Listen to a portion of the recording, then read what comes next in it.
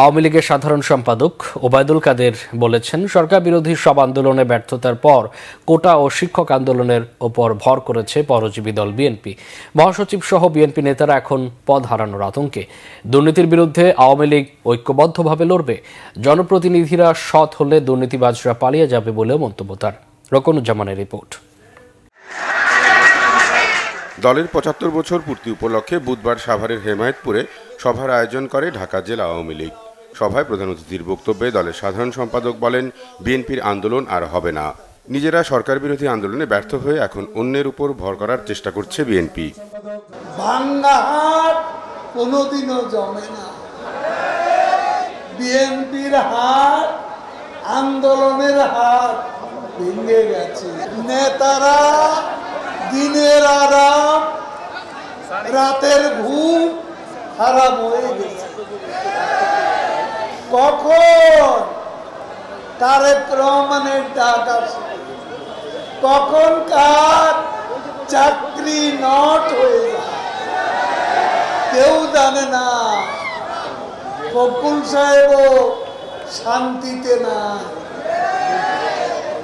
বড় বড় নেতারা সবাই এখন আতঙ্কে আছে। তারেক আতঙ্ক। রিজার্ভ বেড়ে যাওয়া সহ অর্থনৈতিক সংকট কেটে যাওয়ার কথা জানিয়ে দ্রব্যমূল্য কমার ব্যাপারে আশ্বস্ত করেন ওবায়দুল কাদের। দুর্নীতির বিরুদ্ধে লড়াইয়ের কথাও বলেন তিনি। তারা যতই বলুক আমরা আছি।